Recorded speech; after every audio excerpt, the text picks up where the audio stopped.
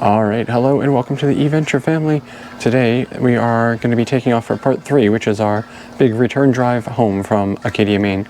If you missed the other parts, make sure you go back and find those. We've had some beautiful times here, seen awesome scenery, and having a great time in the Rivian.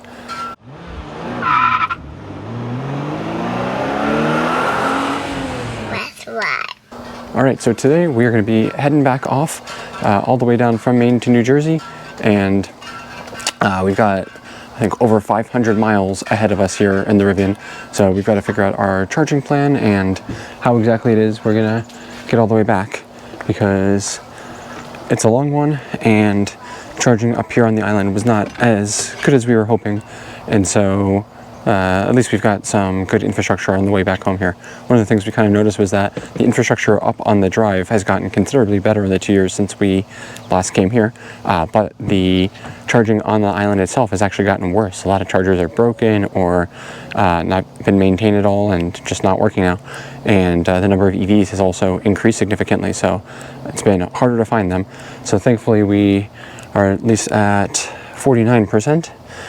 And we don't have that far to go to get to some DC fast chargers, but we do need to figure that out on the way here. And we want to go to the Rivian ones. Mommy, can we have our breakfast? Down in Kittery, Mommy, which for some reason are not shown on here. Mommy, So here's actually, we're going to go to Treehouse and Mommy. Treehouse. Alright, so it looks like we're going to do, what's this? Oh yeah, okay, now it's showing Kittery one. Mommy, can we have our So a 20-minute charge here in a Tesla in West Gardner. What? snack? Then In a little bit, okay? this one in Kittery, and that'll get us there. Alright, that looks like a pretty good charging plan. And we'll get to Treehouse, which is where we want to have like an early dinner. Monica. 125? Not bad. Okay, that works. Yeah, lunch? I don't know. And where's our Kittery one? Because we wanted to actually get lunch there at 11:08. Seems reasonable. Alright. So let's hit the road then.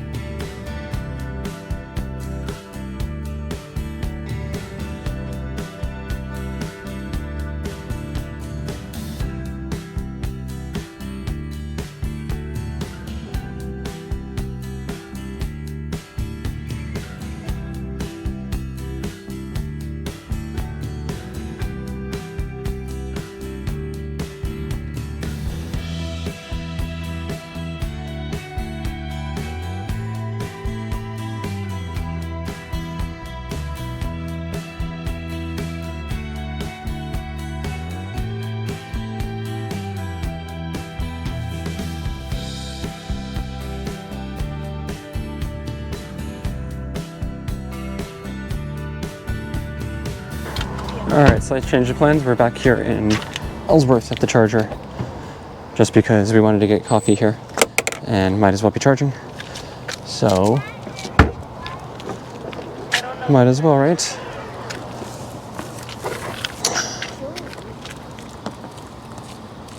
Alright, so here is our Typhoon Pro charger from A to Z. And, oh, that's the little one. Get our Pro.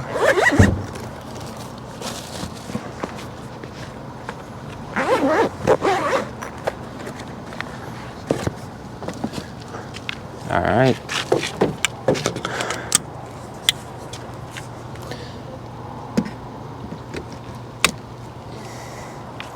And we should just start charging pretty quickly. There we go. Click. And handshake. And there we go. Alrighty. Sit down. Where are you going? You're having your snack? So we should be in a little bit better shape yesterday. We have shade here. Oh my God. So the handle shouldn't get so hot. We shouldn't have derating. There we go. Already over 210, up to 210, 211. 212. Awesome. That's pretty good. That's really good for a Tesla Supercharger. And as long as we don't heat delimit, we should stay up around there. Very good. All right, so we're going to charge for I think about 15 to 20 minutes. All right, charging is going well, and because nobody else was here, we were able to take the end one, so we're actually not blocking any additional chargers, even now with this Model X coming in. And there's even space here to kind of walk the dog around. Not much otherwise though. There's this grocery store and then like a shopping center over there, but it's a bit of a hike. So we'll see if we're gonna walk over there to get coffee or just charge and then drive over there. All right, so here's our plan. If we go all the way home now, this would have us stop in, yeah, Mike's having us go here. I don't want to do that one. I think it doesn't know that we're charging right now. Okay, but at least what I want to see is, okay, then outside of there, yeah, I don't love that one. So we'll get a little bit more of a charge here, and then I think that'll let us skip this one. We'll charge down here at the Rivian one, somewhere here in Massachusetts, and then that should get us all the way home. But I just wanted to see, okay, yeah, it has us going through Connecticut here, pretty much on, what is this, 295? 80 something? 84. Almost the whole way. All right, we are up to 80% already after having a little snack, coffee, and bathroom break. Really nice bathrooms in the Hannafords. Definitely recommend. All right, so we're getting only 50 kilowatts now, so definitely time to unplug and continue on our way. And in conserve mode, we should have more than enough range to get down to Kittery and the Rivian charger there. So no sense in wasting time here.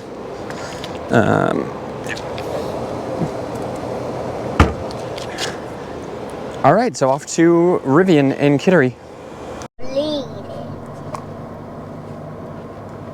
All right, here is our session stats, 51.7 kilowatt hours, 26 minutes. Felt longer, but just shows how much you can put in that amount of time.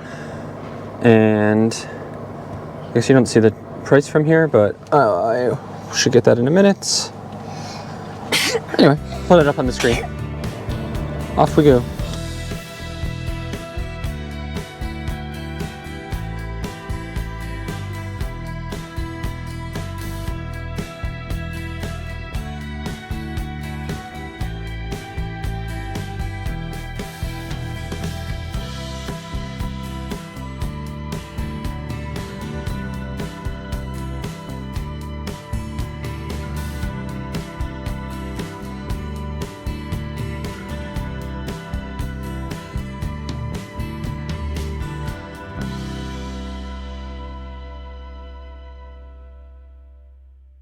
All right, we're on the highway now after a nice little scenic drive on like the state routes there, going through some interesting country with military supply stores and horse riding supply stores and tractor supply stores. Lots of supplies and a lot of storage also, storage stores, which is interesting to me just in an area with like so much space that so much storage is needed. But, and we did pick up coffee there at Aroma Joe's, and it is delicious. We've got maple in our latte here, and this was really needed today, and it was beautiful going over the Penobscot River, beautiful moose country up here. So we've got another 2.5 hours until we get to Kittery. We switched to conserve mode now, and I think we've got like feels to me like we've got a strong headwind, so I'm gonna see either if we can find a car to kind of draft behind or at least keep our speed a little bit lower, because it's gonna absolutely kill our efficiency. But we are currently, so far in our little drive here, we're at 719 miles and 2.25 miles per kilowatt hour efficiency. We're predicted to get to Kittery and the charger with 36 miles of range. So we just have to keep a little bit of an eye on that, but I think we're fine. All right, we just crossed 800 miles on our total trip. We're still in conserve mode here, and got 38% left. We've been doing 2.25 miles per kilowatt hour, and we are projected to get there with 37 miles left of range. I've been kind of adjusting the speed throughout this time just to like kind of, you know, keep it on track for that. So if it starts dipping down, or if our projected arrival state of charge starts dipping down, then I'm slowing down a little bit. If it starts creeping up, then I've been going a little bit faster. It is nice here that in Maine you have these 70-mile-an-hour speed limits, and roads have not been like too crazy crowded or anything, so we are doing well. I do want to say though, there are all of these moose warning signs, and more and more I believe that moose are a hoax, like the jackalope, like unicorns and other cryptids. We've been to all these places now, Maine multiple times, you know, up in Vermont, New Hampshire, out in Utah, Colorado, and never seen a moose in real life.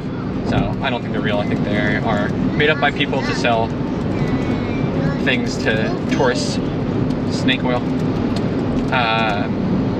Definitely made up animal. I mean, look at them with those big bodies and then little tiny spindly legs. Makes no sense.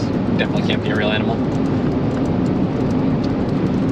Alright, so drive-wise, I did want to say this has been incredibly comfortable here in the Rivian. First off, the seats in here are so comfortable. I can just sit in these for hours and hours and hours, as evidenced by the fact that we're now at probably, I don't even know, 16, 17 total hours of driving on this trip so far. What does this say? Yeah, 18 and a half hours of driving, and I'm not at all uncomfortable in here. It helps, you know, having the brakes when you're out and charging to kind of get out and stretch, but even still, these are some of the most comfortable seats I've had in a car. I really don't get how people say that they're too hard. To me, this is incredibly comfortable, and the bolstering is perfect. And I never get like too hot or uncomfortable or anything, because we also have the ventilated seats, which I barely use at all, but if things start heating up in here, now that it's getting sunny, I might do that. I've noticed that the roof actually does not let in all that much heat with the tint on there, but the windshield does. So when the sun is in front of you, especially, it gets really hot up here. You have to blast the air a lot more. We're also doing really well on range. The route planning and like trip computer in here have been really, really accurate. We're arriving like almost exactly with what it says, and never less. If anything, we get a little bit more, so it can be a little conservative, but overall quite accurate, even with like the wind that we've had. Now it's getting hotter, which can be, you know, tougher on the consumption because we're using more climate control, and even with the like up and down through some of the elevation here. And then another thing that's like really helping with fatigue here is the highway assist. I will definitely say it's not perfect. You can get some ping-ponging where it like bounces back and forth between the lane markings, and then if the lane markings are like a little bit faded, or there's construction or not clear or something, it can definitely struggle with that. And when it struggles, it can be a bit dangerous, like where it essentially like will try to follow lane markings that are not there and take you off the road. So you definitely have to keep your hands on it all the time, but you're doing that anyway. What I find with the capacitive steering wheel here is that you don't have to regularly put like torque into the wheel, which is a lot less tiring. And so I just kind of like rest my hand on here. I have it ready to go in case, you know, there's any sort of like issue with the steering or anything like that. But it's been really great. It's also super smooth with like the acceleration and deceleration if there are other cars around you. And you almost like don't notice when you have slowed down a bunch behind a car that's going slower, because it just smoothly rolls into it.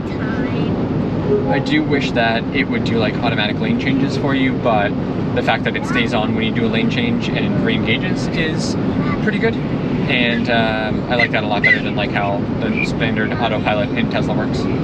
So all of that together definitely makes this a lot less fatiguing. Also been very comfortable in here with the climate. Just got it set on auto, and we've all been totally fine with all of the zones of climate control in here. I was looking also, and infrastructure-wise, this trip is quite an interesting test of things. So we could have almost made it all the way up and back, probably, just on Rivian chargers, because we could do a first stop, like either at the Rivian Adventure Network one in New York, in Kingston, is it Newburgh? Whatever, Kingston. And then I think there's another one in Massachusetts. Then we could have made it to the Kittery one, and then the one in Freeport in Maine, and gotten onto the island, and then like maybe charged at the Rivian Waypoint one to get back. So like it would have been possible. It would have been an interesting challenge, but I think you could do it, but it would have required a whole bunch of planning and probably unnecessary stress. But that's pretty awesome to have. And then obviously Tesla is great around this corridor off of 95. We have done this entirely on Tesla ones before in the Tesla. You should go back and find that video if you're interested. But that works great, and the fact that they're pretty much all ones that are open to Ford and Rivian vehicles is great now. So like the Rivian really has kind of the best of all worlds, where you can use Rivian ones, you can use, you know, Electrify America, EVgo, ChargePoint, whatever, and Tesla all together, which gives you the most options. In a Tesla itself, it would have been fine, but I think actually we have the best situation here with the Rivian. And then if we were doing like our Chevy, where you cannot use Rivian or Tesla ones still, that would have been really tough. I think it technically would be possible, but you'd have to do your last stop on like a slow charge point charger in Ellsworth, as opposed to the faster chargers. All right, so here's what I'm talking about here. We have these Rivian ones here in New York, and then Rhode Island has another one. There's one here in Massachusetts that's not showing. Then we've got the one here in southern Maine in Kittery, and then the one that I guess we just passed in, or about to pass in Freeport. So you could do about that, and then up here things get a bit trickier. So for example, let's just show, here's only Rivian. And it's Rivian, here's just Tesla. You can see plenty of those all around. So here's the Tesla ones. You can see, gives you good kind of backbone here where you have no issue making it all the way. And then let's say basically EA, EVgo, EV Connect, ChargePoint. No Rivian, no Tesla. So there's decent ones here, but or coverage at least, but a lot of these are slower. So looking just at the fast ones, you can see it is pretty sparse up here in Maine, pretty much nothing. Yeah, that would be a real problem. All right, so we've entered Kittery now. We got off of 95, which was at a near standstill. So I think we're actually making better time on here than we would have on the highway. But we're taking this little scenic main Route 1, and we are 3 minutes from the Rivian charger, which for some reason is still not showing up on the map and was not coming up in the route planning. So the problem with that is it was not preconditioning the battery, which was running a bit hot. So luckily there is an Electrify America like right up the street, so I plugged that in instead, so it started preconditioning. But even with about 45 minutes of preconditioning, the battery's still running pretty hot, 86 degrees. So I am expecting that we're not going to have the best charging session here, because it's going to rapidly get too hot and start slowing down, especially with the sun out. One of the big negative things, oh look, there's the EA, Lucid there. And yeah, one of the problems with the Rivian is like on a road trip like this, especially when it's warm, it does not do enough, in my opinion, to cool down. And so like I think it should target a, you know, like basically the optimal charging temperature is somewhere in this range. I think it should try to cool you down all the way to like the bottom point if it's cooling down, right? Because it knows it's going to heat up once you're actually charging. But instead it just seems to kind of target like right at the very top of it. I don't know if that it gets improved in the Gen 2 or not, but certainly here in the Gen 1 it is not ideal. All right, support for this video comes to you from my friends at TWRAPS, who make some amazing accessories for a lot of different EVs, but especially Rivians are well covered there. And so they have all kinds of things from protective film to chrome delete kit that I'll be doing later on, to things like this screen protector for the R1S and R1T here. So I've been using their glossy screen protector since we got the car basically, but today I'm excited to check out their matte finish one, which actually had some experience with from one of the R1Ts that we Turoed in Colorado, and I like the look and the feel of it a little bit more, so I'm super excited to upgrade this in our R1S today. So we're gonna go ahead and get this installed. All right, so in the box here we have not only the screen protectors themselves, and so we have the main one for the big center screen, we have the driver gauge one, and then we have this one for the rear passenger screen. But we also have basically the installation kit, which includes the microfiber cloths for getting nice and clean first, and then it looks like some cleaning wipes and stuff as well to make sure you get a really good installation. All right, so we're gonna go ahead and get this glossy one off. And then one of the things that they had recommended doing is actually using a little bit of soapy water to help with this. We'll make it a little bit easier to kind of get it positioned and slide it on and help prevent some bubbles and stuff.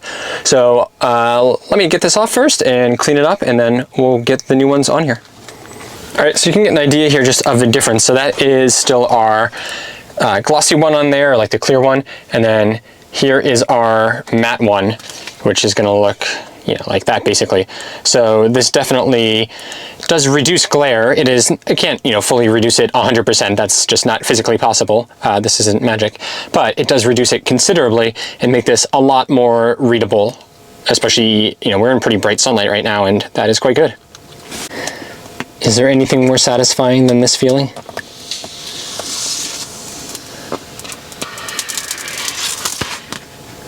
Yeah, all right, we've got that on now. Let's see. Oops, we lost there. All right, put that back now. Oh yeah.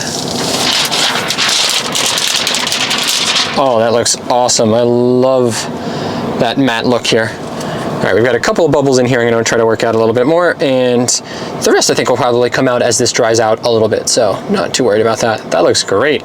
Love that matte look. All right, perfect now, and we've got that one too. Just look at how much less glary this is now. I love that. Plus it has a really nice matte feel too that I think feels a little bit better than the sort of plasticky feel almost otherwise. Yeah, really happy with that.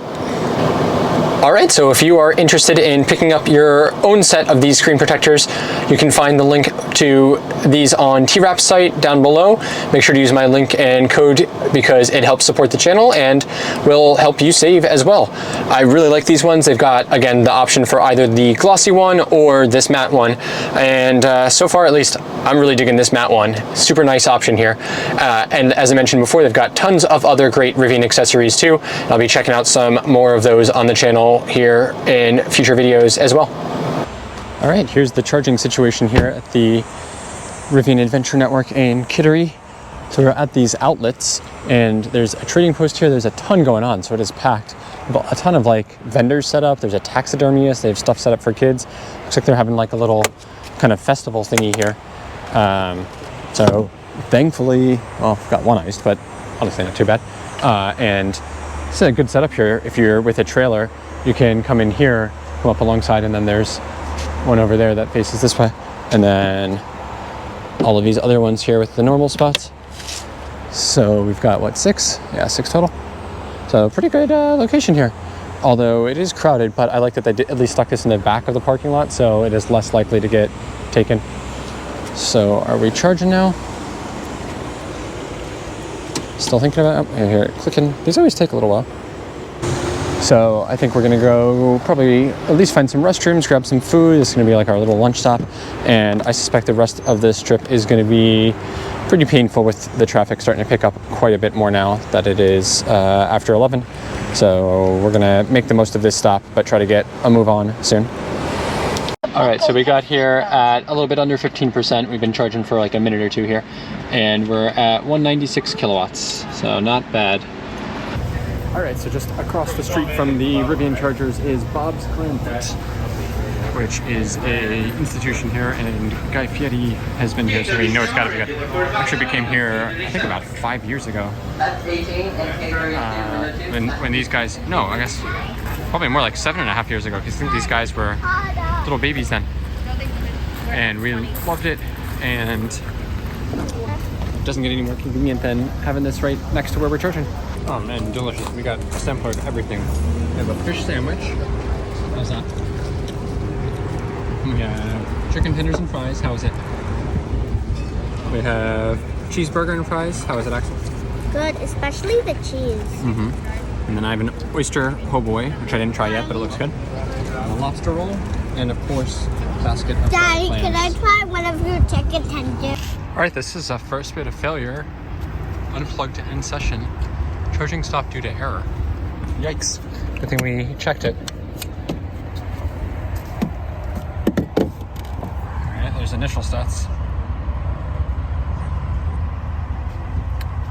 I wonder if it overheated or something. We're only at 60% though. Yikes. Good thing there's other stuff to do here. Alright, so it seems like that was a issue with my credit card in the app, but very weird still that it allowed me to charge a bit and then stopped. So let's see now if that fixes it. Also, not cool that we didn't get like an alert from the app or anything.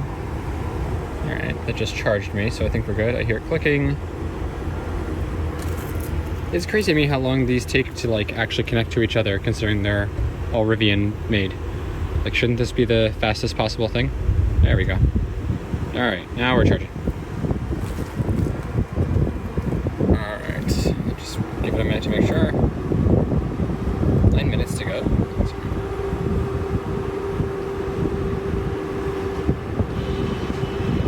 Okay, looks like we're good.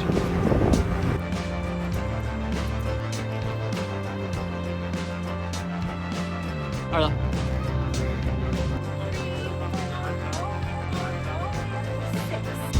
This is pretty cool today at the trading post, which is right here.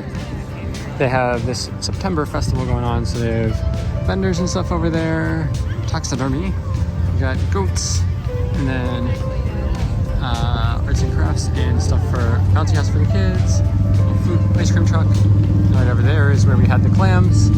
So awesome stuff here. I feel like we could spend the entire day. Oh, and there's a brewery over there, so we definitely could. But sadly we need to keep going. We've got another 5.5 hours of driving without traffic to go.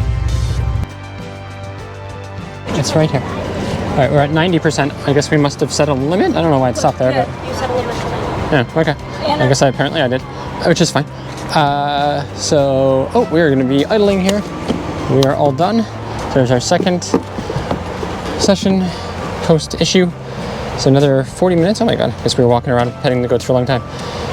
$12.93, and we are all set now. I think to make it most of the way back home. Suggest a charge in Connecticut,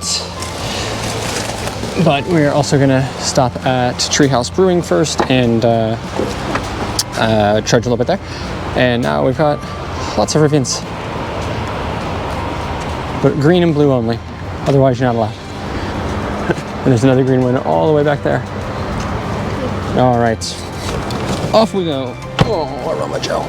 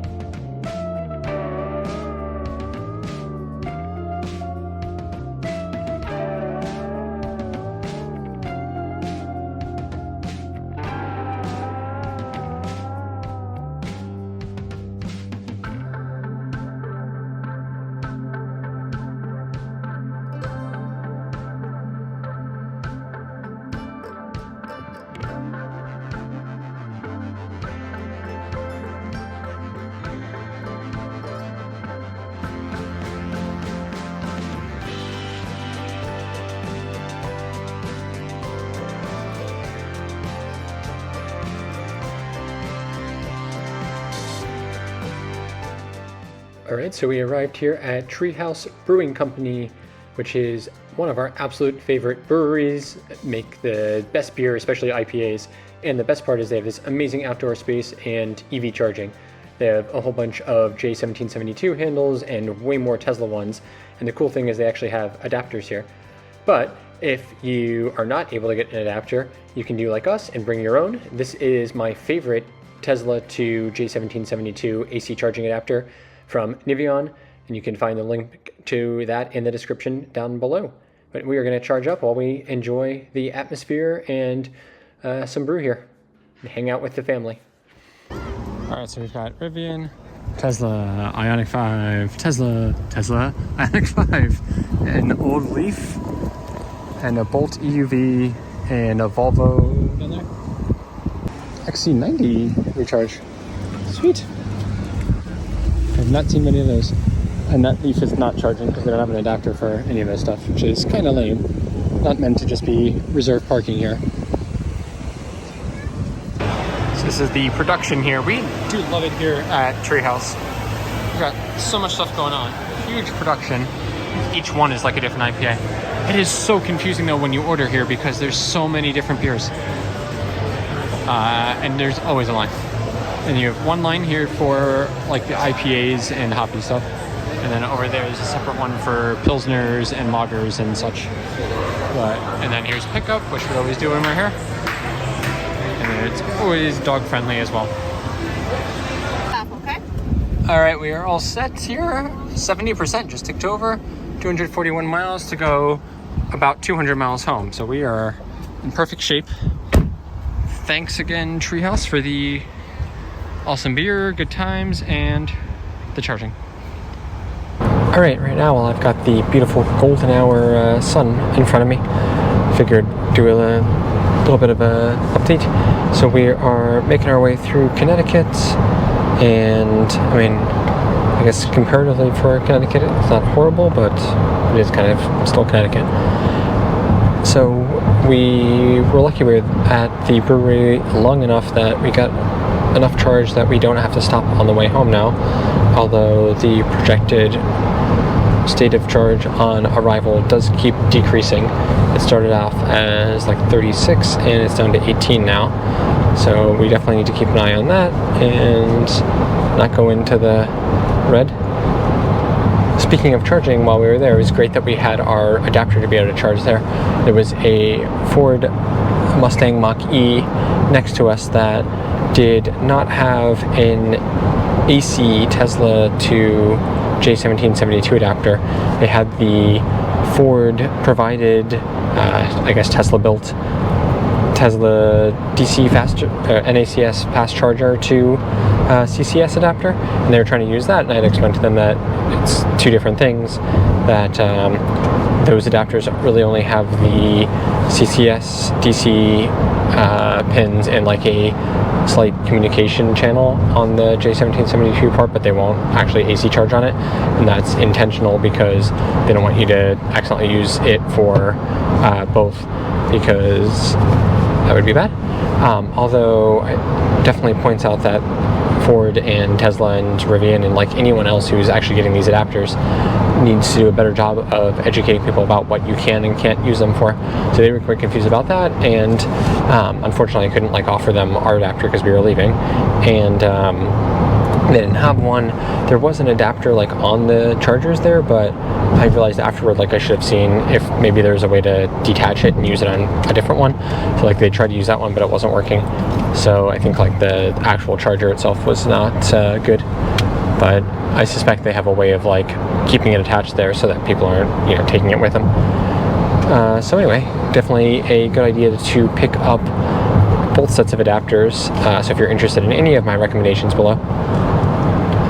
And while we're talking about different accessories and like referrals and stuff, Rivian now has their own referral program, which just launched. And so if you are watching this road trip video to get a sense of what it's like to road trip a Rivian because you're interested in potentially getting one, if you are thinking of getting one, definitely do use my referral code that you'll find in the description below, because that will help both of us. It'll give you a bunch of points, which are basically equivalent to dollars after ordering a qualifying Rivian vehicle, which can be used, I think, on vehicles, on accessories, on like other stuff from the Rivian store, like apparel and merch and stuff, maybe a few other things. And then you'll also, both of us will actually also get, I believe it is 6 months of free charging at any Rivian Adventure Network site of charging, which, as you can see from a trip like this, would actually be a huge benefit. So I know a lot of the other channels have their own referrals out there. You can find them online and stuff too, but they really don't need it much.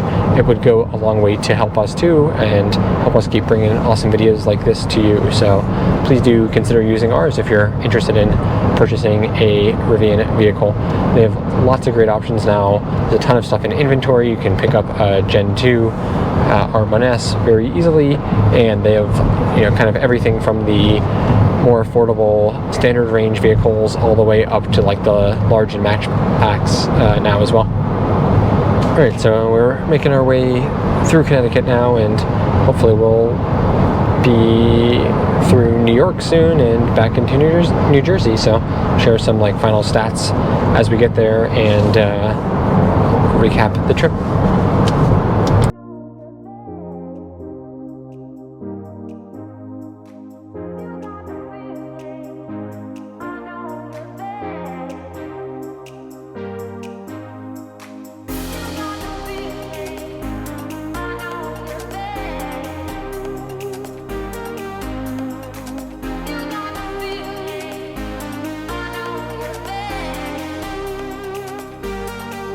Alright, we're just a few miles from home now, and we're getting home with about 30 miles of range left, a little bit less actually, and here's our final trip stats.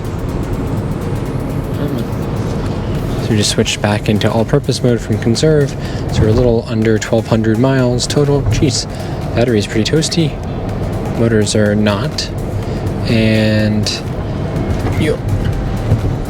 our average consumption was 2.33 miles per kilowatt hour along this entire drive, and we used 513 kilowatt hours. Wow, half a megawatt hour. And we have been driven around in this car for 1 day, 1 hour, and 1 minute. Yikes. That's a lot of time. It does feel like we've spent about an entire day in here over the course of this weekend. Alright, well, I think that's going to do it for us, and everyone is still sleeping. I hope everyone sleeps tonight. It's been a long nap in the car here for a bunch of people. So, thank you so much for coming along with us for our amazing road trip up to Acadia. We had a blast, even with this many hours in the car. Still quite comfortable and very happy that we did it here in the Rivian. Really was not much of a difficult time at all, and honestly I don't think we really added all that much time with the stops for charging, because every single one coincided with us needing to get food, into our restrooms, and just get out and stretch and stuff. So it really wasn't too bad.